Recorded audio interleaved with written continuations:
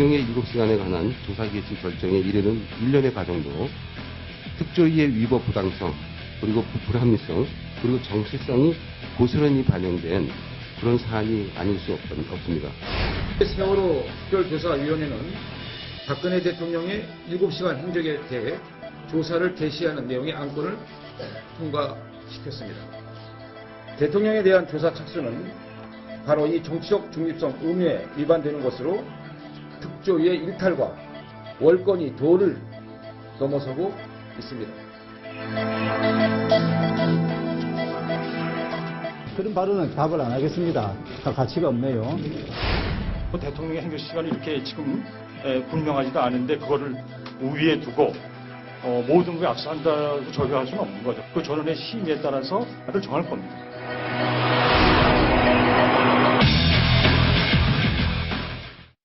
자, 어제 오늘 사이에 급박한 진전이 있었습니다. 세월호 진상을 가리는 특별조사위원회가 있었는데 지금까지 나온 내용을 보면은 세월호보다는 대통령을 조사하겠다라는 것의 뜻이 모아지는 것 같습니다. 자, 이동영 차장께 좀 질문 드리겠습니다. 네. 대통령의 행적 7시간 이런 얘기에 세월호 특조위가 관심을 많이 두는 것 같네요. 그렇습니다. 18일 어제죠.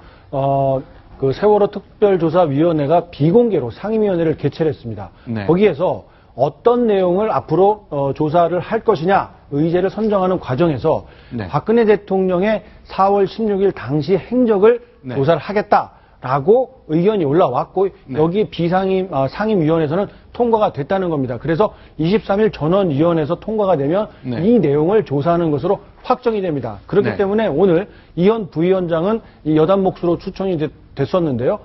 이런 내용이 통과가 된다면 여당 추천위원들은 모두 이 특조위에서 총사퇴하는 것도 불사하겠다. 이 내용은 절대로 통과돼서는 안 된다는 의견을 오늘 기자회견을 통해서 밝혔습니다. 자, 그러니까 대통령을 조사하겠다는 결정, 말도 안 되는 일이 벌어지고 있다고는 그렇죠. 발표. 그런데 오후에 조금 반전이 있었는데 이건 뭡니까? 그런데요.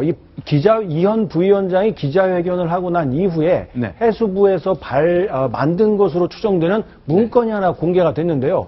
내용은 뭐냐면 청와대, 즉 박근혜 대통령을 조사한다고 나올 때는 여당 위원들은 모두 사퇴하라. 이런 지시성 내용이 담긴 문건이 공개가 된 겁니다. 네. 화면에 보시는 것처럼요. 네. DH, 청와대를 상징하는 약칭, 영어 약자죠. 그렇죠. 청와대 조사 관련 사항에는 적극 대응해라. 네. 이런 제목까지 뽑혀 있고요. 필요하면 여당 추천위원은 모두 5명인데 모두 사퇴 의사를 표명해라. 그리고 부위원장이 주재하는 기자회견을 통해라라고 아주 구체적인 행동 지침을 알려줬는데 네. 공교롭게도 이현 부위원장이 오늘 기자회견을 통해서 이런 내용을 밝혔기 때문에 네. 정부에서 이 여당 쪽 의원들을 뒤에서 조종하고 있는 것 아니냐 이런 또 다른 의혹까지 제기되고 있습니다. 자, 손수호 변호사께 좀 네. 질문 드릴게요. 자, 이제 일단 세월호의 진실을 가려서 그 진상에 따라 우리가 국가를 개조하고 고칠 것 고치겠다고 시작된 특조위인데 정치 논쟁으로 자꾸 흐르는 것 같고 뭔가 필요한 한방을 찾기 위해 노력하는 것 같다는 의견이 계속 나오고 있습니다. 네, 그렇습니다. 지금 이게 일단 세월호 특별법이라고 하는데요. 법 네. 이름이 정식 명칭이 이렇습니다. 네. 4.16 세월호 참사 진상규명 및 안전사회 건설을 위한 특별법이에요. 네. 그리고 또 5조의 위원회의 업무 범위가 있습니다. 근데 네. 그중에 굳이 한번 찾아보자면은 네. 사망에 이런 게 있습니다. 3호에 네. 4.16 세월호 참사와 관련한 구조군안 작업과 정부 대응의 적정성에 대한 조사에 관한 사항. 네. 따라서 대통령에 대한 행정의 조사가 정부 대응의 적정성에 대한 조사냐라고 본다면은 일견 어느 정도 가능성은 있어 보입니다. 하지만 네. 4조에는 또 위원회의 독립성이 있는데요. 네. 정치적 중립성을 지켜야 된다라는 의무도 있습니다. 네. 따라서 지금 현재 양측의 주장이 내 의견이 맞다. 이거 조사할 네. 수 있다. 조사 범위에 들어간다라는 입장이 있고요. 또 아니다. 조사할 수 없는 부분이고 정치적 중립성에 반한다라는 부분이 있기 때문에 양측의 주장이 팽팽히 대립할 것으로 보이고요. 또한 네. 양측의 주장이 다 법에 어느 정도는 근거가 있어 보이기 때문에 이번 충돌이 좀 길게 갈 것으로 예상됩니다. 네. 자, 이동영 차장. 그럼 네. 특조위가 법이 1월 달에 시행된 이후로 지금 10달쯤 지났거든요. 그렇습니다. 이런 제대로 잘 되고 있는 겁니까?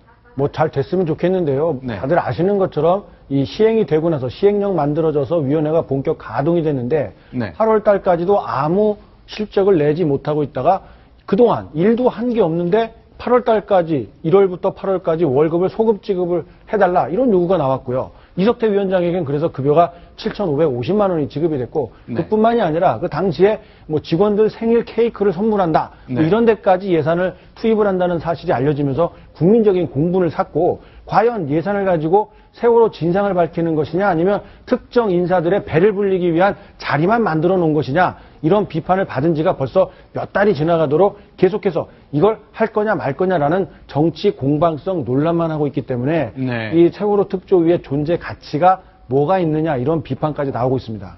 일단 그러면 8월에 예산이 지급된 걸로 보아 활동을 시작했으니까 석 달쯤 된 것 같은데 어제 처음으로 뭘 할지를 정했는데 아직 대통령의 작년 4월달 사고 당일 7시간은 내가 알아보겠는데 세월호가 왜 침몰했는지 어떤 규정 위반이 있었는지 그거와 관련돼서는 없죠. 뉴스가 나온 게 하나도 없는 거네요. 하나도 없죠. 대통령의 행적에 대해서만 깊은 관심을 보이고 있고 유병헌 일가가 관련된 어떤 청해진 해운과 그리고 세월호 침몰과는 어떤 관계가 있었고 사고 당일날 도대체 어떤 내용이 가장 핵심적인 문제점으로 작용해서 우리 아이들이 희생되고 말았는지에 대한 얘기는 아직 나오질 않고 있습니다.